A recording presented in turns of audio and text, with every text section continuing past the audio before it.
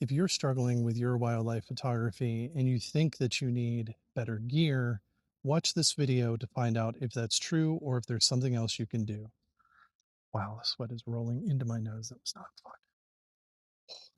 I'm professional wildlife and bird photographer Don Orkoskey, and I'm here to tell you that you may not need to update your gear to get better photos of birds and other wildlife. First, I assume that you have a DSLR or a mirrorless camera and some sort of telephoto lens. So let's talk about minimums there. Any camera that's been made in the past 8, 10, even 12 years is probably going to do an okay job when it comes to wildlife photography. Your camera is less important than your lens. If you have the lenses that came with your camera, often called kit lenses, chances are high that one of them goes to 300 millimeters. That, I would say, is your bare minimum that you want to be using if you want to get good wildlife and especially bird photos. So if you have only a 200 millimeter lens or something smaller than that, you're really going to struggle. That doesn't mean that you can't get great wildlife photos, but it means that you're going to have to hide somewhere and wait for the wildlife to come to you. So we've talked about the minimum that you need, 300 millimeters, 400 ideally. If you have a full frame sensor, 400 is definitely where I would start. But you're saying, okay, but I'm not getting great photos. So what am I doing wrong? Well, it's not necessarily that you're doing anything wrong, but it's that you could be doing some things better. So let's talk about what some of those things are.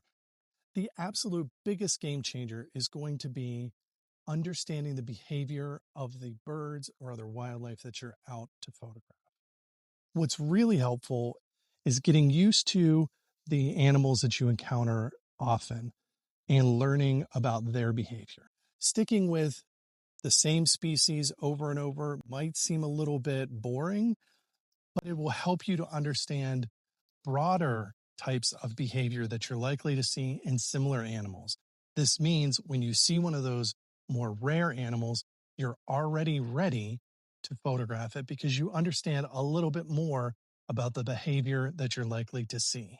If you're out to photograph something like goldfinches, goldfinches tend to be more active in July and into the fall because more of what they eat has gone to seed. If you are in an area where there are lots of flowers that have already died back and the seeds are available, you're more likely to find goldfinches there. On the other end of the spectrum, you're trying to photograph wading birds like herons or egrets, then understanding the areas where they're likely to be and where they like to fish is going to help you out. Those are often areas that are shallow so that they can see the fish swimming right around them. But even amongst those, it's important to understand that there will be different behavior based on the species. For example, the great blue heron will slowly move about very methodically, very carefully. It will look all around. They will strike once there's a fish that has come near them. On the other side is the little blue heron. Little blue herons are erratic. They run around like crazy, just darting around looking for fish. So understanding the difference in behavior, even in very similar, very closely related species, is going to make a huge impact. But of course, feeding is only one thing.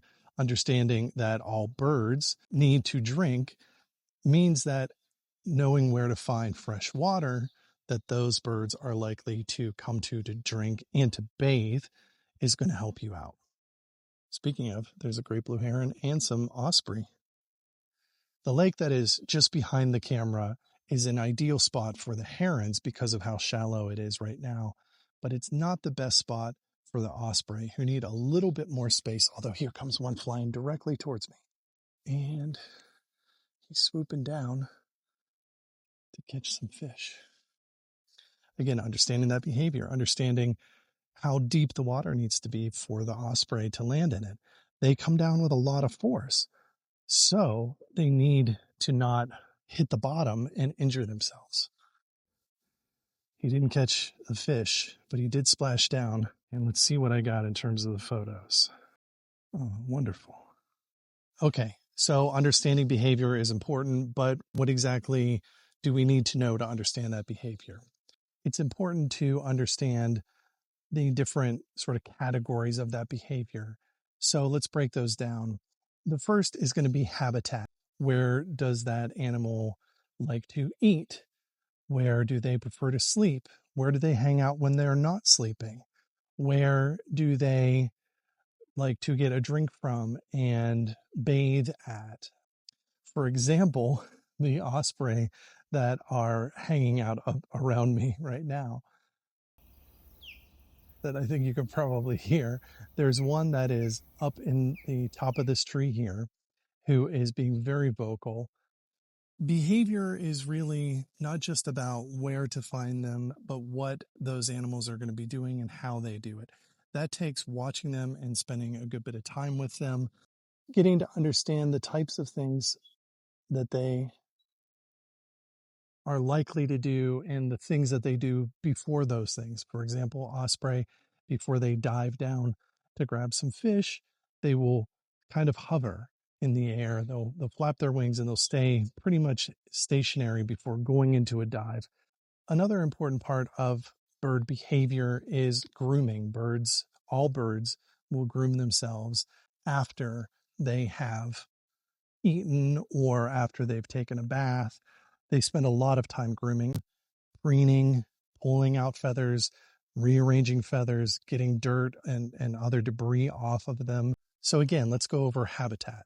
Places where they're likely to eat, places where they will nest or sleep when they're not in nesting season, places where they can get a drink and bathe. All of those things will help you to understand and react to the birds. Talking about reacting, if I was paying more attention to the osprey that was sitting up above me, I would have noticed that it pooped. It's something very silly, but a lot of birds will poop before they take off. So if you want to get bird in flight photos, that's something to watch for. When they poop, get your finger on that trigger and get ready because they're likely to take off. You may even start to do a burst of photos at that point so that you don't miss them when they do take off.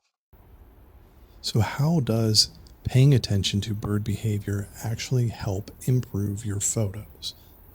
Your bird and other wildlife photos are going to be a lot better if the animals in them are doing some sort of action. Taking off, landing, eating, drinking, bathing, all of these actions are going to make your photos so much more interesting than just taking a picture of a bird sitting on a branch doing nothing. A good idea when you're doing bird photos or any type of wildlife photography to be very quiet and to move very slowly and purposefully, as well as spending more time in one particular area than you may otherwise think is necessary. We've talked about habitat. What else? What other behaviors can we draw on in order to improve our photos? Well, I mentioned that with the osprey that was above me and took off, that paying attention for that bird pooping or other birds, not just osprey, but other birds to poop and then knowing that they're about to take off. Paying attention to the order that these animals, specifically birds, will preen in, where they start, where they tend to finish preening, will give you an idea of how long they're going to be in a place. 2 pictures of them actually doing that preening, actually cleaning their feathers, can be very interesting. So let's recap. You may have thought before you watch this video that you need new equipment in order to get better photos of birds and other wildlife. Hopefully, if you have at least a 300 millimeter lens or a 400 millimeter lens, then you now understand that that might not be the case. And what you need to do is pay attention to the behavior of those birds or other wildlife that you're trying to photograph. And you will have much better success. You will create much better photos. I really appreciate you being here and watching this video. If you haven't already, please subscribe. And if you enjoyed this video, please make sure to like it so that more people will see it. Thank you so much again. I appreciate you, and I'll see you next time. Bye-bye.